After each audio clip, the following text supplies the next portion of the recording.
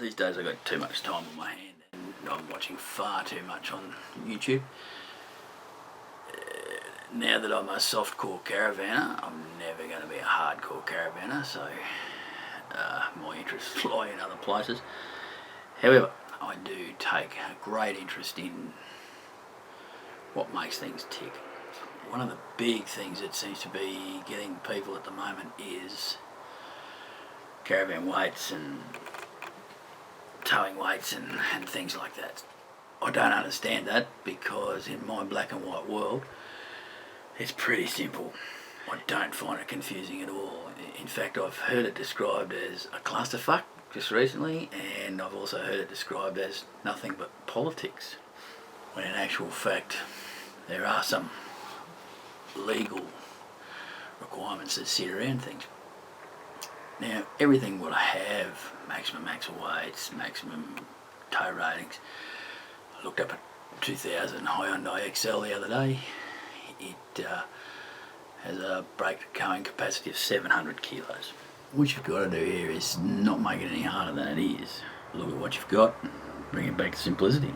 So weights affect a lot of things: driving safety and performance, fuel economy, very importantly, braking distances and braking performance. What brakes, how soon it brakes, and how often it brakes.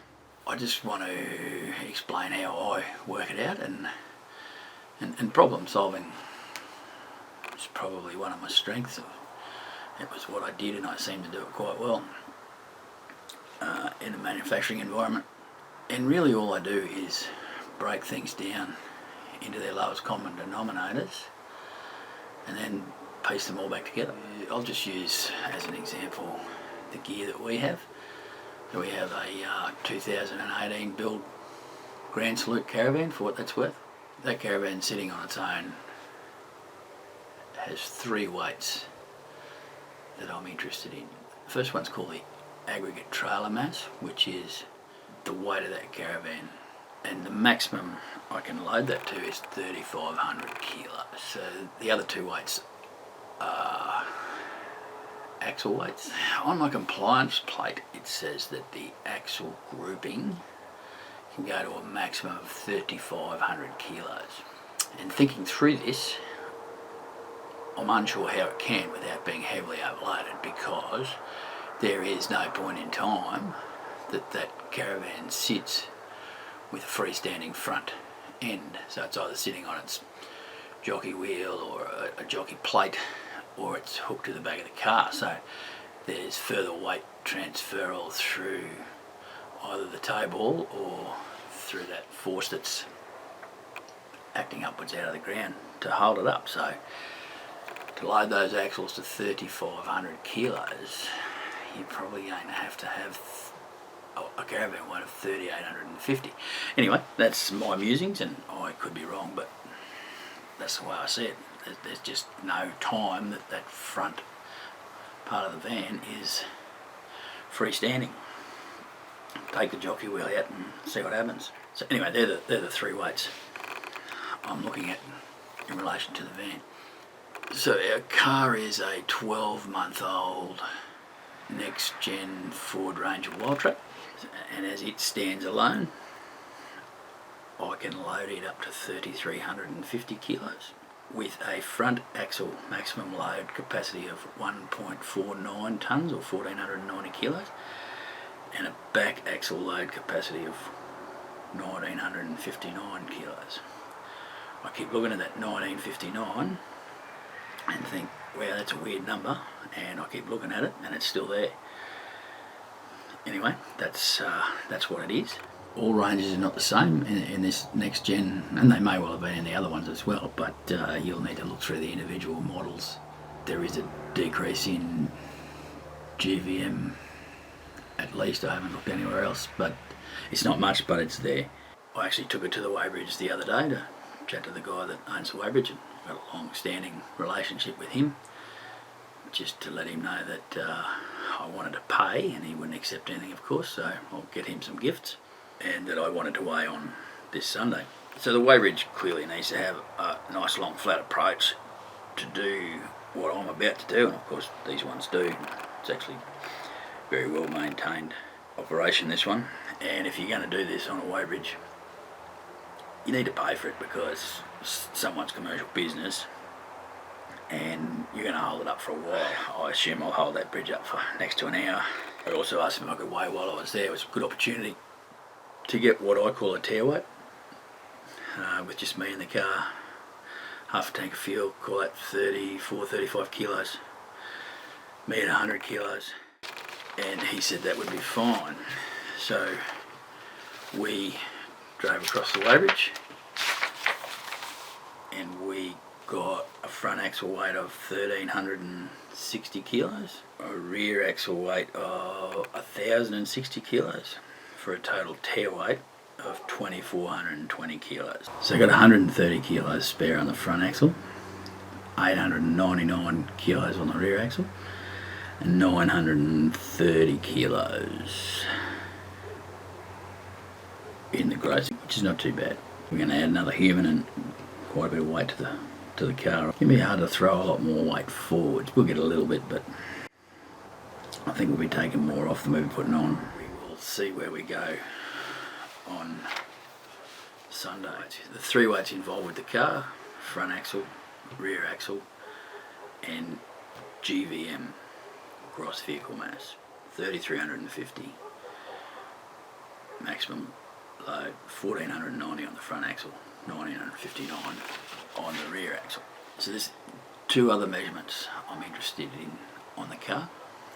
One is the measurement from the centre of the rear axle to the hitch point, and that needs to be as short as possible because that is basically a lever and the weight on the toe ball is applying a multiplication factor that lever allows it to on the rear axle. The greater the distance from the centre of the rear axle to the hitch point, the larger that multiplication factor is going to be. My hitch is currently a bit too long. I could cut 40 mils out of it, and in the old days I would just cut that 40 mils out and rebore it. But today that brings about a bit of an insurance warranty nightmare, so I'll just go and buy another hitch that's more suited to purpose. That multiplication factor is essentially thought of at 1.5. I'm going to calculate that number when I use the weighbridge on Sunday. Well, I might get to calculate on Sunday, but Sunday night, Monday night, somewhere there. Now, I just want to explain a little bit my understanding of tear weights. I appreciate that car folks need to have some standardisation around curb and tear weights. That's fine. In my management life, part of my circle of management was a 120 tonne weighbridge. A truck would come on full and weigh. That was what I called a gross weight. He would go off and tip or unload, come back on the weighbridge, and he would weigh again. That's what I call a tear weight, no matter how much fuel he's carrying.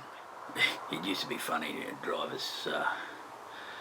We used to see some big differences out of one particular weighbridge in Brisbane, and you'd ask the driver to get up and check to make sure the thing was empty. It was always in their favour. He'd say, oh, it'll be fuel.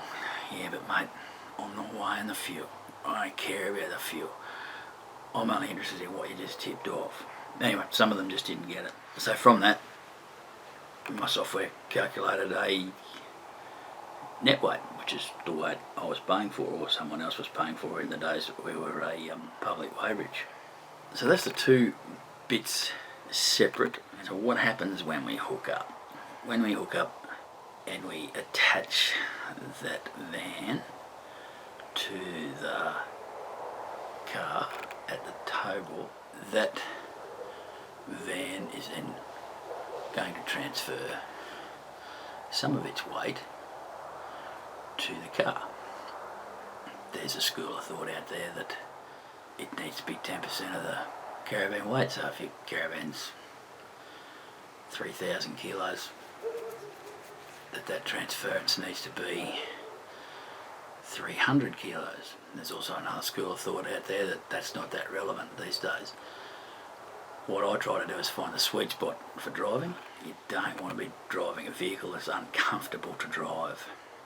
Anyway, the influence that the caravan applies to the car is called the tow ball download. So in that hooked up configuration, that transfer of weight from the Caravan to the car will alter the weight of the Caravan, and that is then what is known as a gross trailer mass.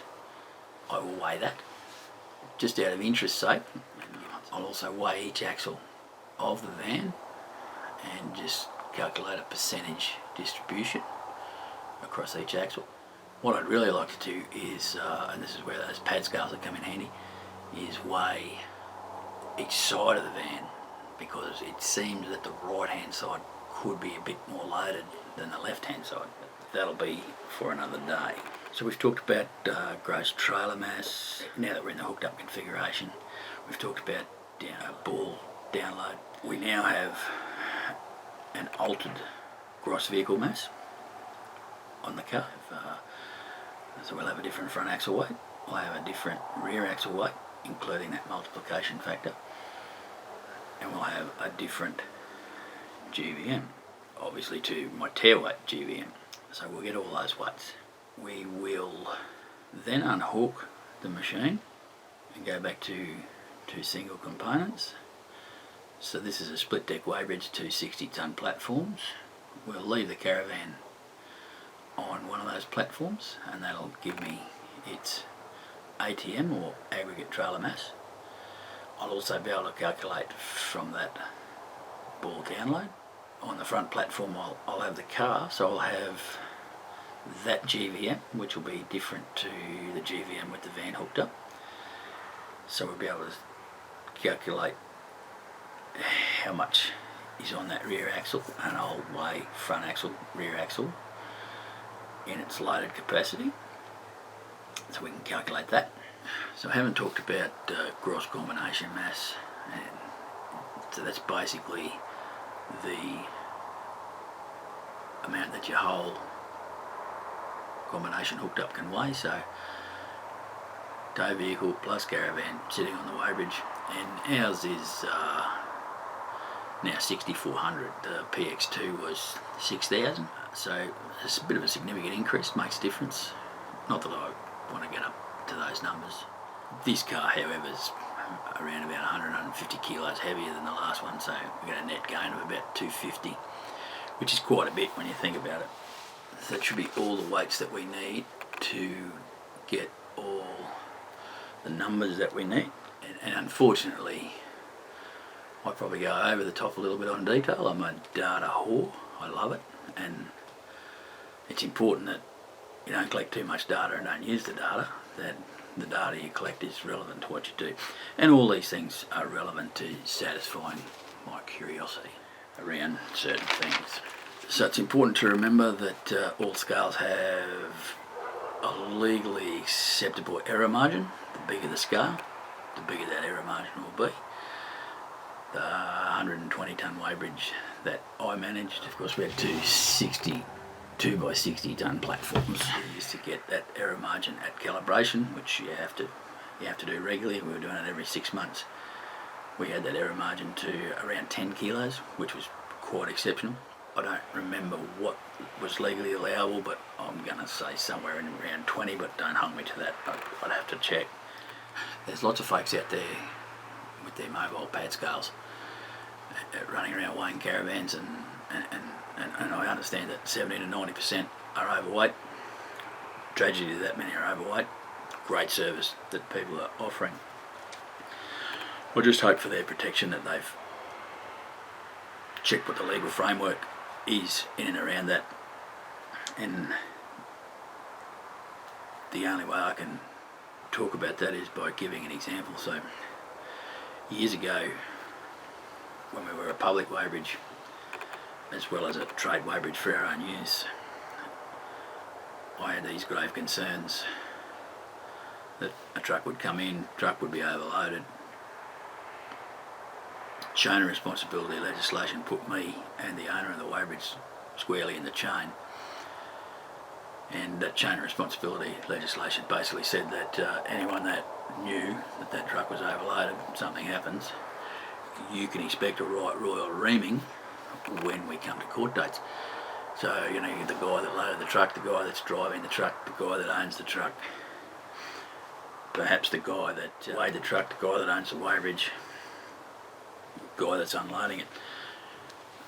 Nasty set of consequences, possibly. So got Queensland Transport involved, and I can't comment on other states. And they said, no, you can put that truck back on the road. We're not going to hold you liable for that. However, you have to advise them that they are overloaded. And I just did that by having the software printed ticket with large, bold, overloaded. I had a conversation with the driver. So the next question then was, well, what happens with ones that are coming here for our use? Can I unload them? And again the answer was yes, and again the answer was you need to advise them. So different ticket for a public weighbridge to our own use. So had that software altered to print a similar message on the bottom of that ticket, conversation with the driver.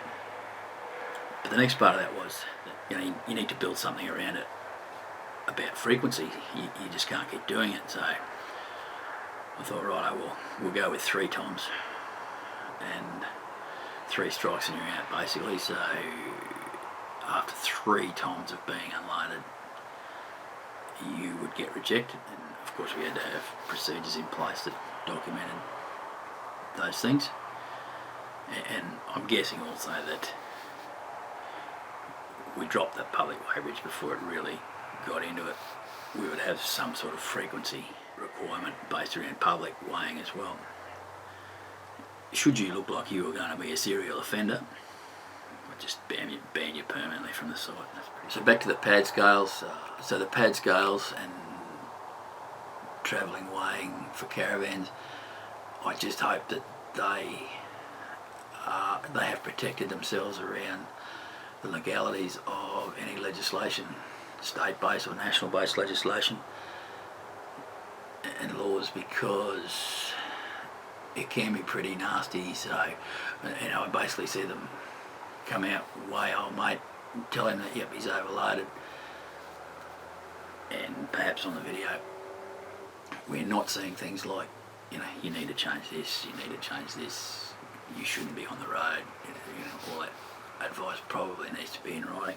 The other thing that they need to do pretty regularly is calibrate those scales. So we were calibrating all our scales every 6 months, and I would assume that travelling and bouncing around is not real good for calibration. Sometimes you'd see scales out 10 to 15, 20%. Clearly in business we picked that up because we had a system of checks and balances that were performed every day at the end of every week, at the end of every month. There was a certain set of steps that would ring some bells. So even though we were doing it every 6 months, if something happened that was untoward, we'd have to get them calibrated again, and boy did that cost some money. Just for the record, we don't really weigh anything these days.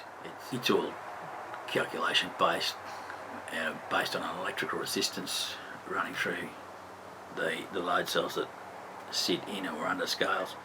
I have no modifications to this car except for the clear view mirrors, and I ran a wire to run the Safety Dave camera. Just for the record, I don't use a weight distribution hitch, and the reasoning for that's pretty simple. I bought one, never used it, sold it recently actually, but my advice was don't use it on rough roads, and don't drive over curbs with it, don't turn too sharply with it. So let's just stop at the rough roads. I said, oh mate, do you ever get out mate much, or there's no such thing as not a rough road in Australia. So then I go back to the physics that I did as a teenager and young bloke. My belief is that you're trying to alter the natural physics of the setup, which aren't perfect to start with. We've got all this force generated through whipping motions and roads and things like that, and you're trying to subjugate that at that hitch point. Force doesn't go away, it's got to come out somewhere. So you've got some stress through the chassis of that vehicle, and you've got some stress through the A-frame of that Caravan. So I have seen some photographs of A-frames cracking and splitting just behind the box of the Caravan, starting there on that cross-member railing, just in front of that. It looks like insurance companies are actually writing them off. And no one's actually stated that it's because of the weight distribution hitch, and it's only my surmisal that it is. But it is, however, a common denominator in the incidents I've looked at. Still, though, only my surmisal that the two are related is. But those forces that you're trying to subjugate at the rear of the car have to come out somewhere. They don't disappear. So to summarise, I will weigh the car front axle loaded and hooked up, the car rear axle loaded and hooked up, the GVM, or the gross vehicle mass, which is the car, loaded and hooked up. Loaded and hooked up includes toe ball download and the effect of the multiplication factor, van front axle weight loaded and hooked up, van rear axle weight loaded while hooked up. We'll get a van gross trailer mass, which is while it's hooked onto the car. And of course we'll get a gross combination mass, so that's the whole shirt and match hooked up. So then we're going to unhook and we're going to get a gross vehicle mass unhooked. We're going to get a car front axle weight unhooked. We're going to get a car rear axle weight unhooked. And we're going to get a GVM unhooked. Front axle weight interests me quite a lot, just to see how much we're pulling off that.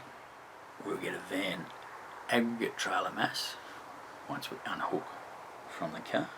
So I'll calculate the toe ball mass, which shouldn't be too hard. The van axle weight distribution from the van axle weights loaded and hooked up. The multiplication factor from the toe ball mass to the rear axle. That's what I'm going to end up with. I think I've thought that through reasonably to satisfy my curiosity. Another good measurement to look at is ground to the bottom of the wheel arches, unhooked and hooked. Just gives an idea in the change of balance of the car from unhooked to hooked configuration. So let's begin the worldwide bakery tour. Well, not really worldwide, a little bit in southern Queensland, a little bit in New South Wales, a little bit in Victoria, and a little bit in quite a lot in Tasmania. Let's hope I don't come back 120 kilos, because I don't have the clothes. We'll probably catch you on the flip side.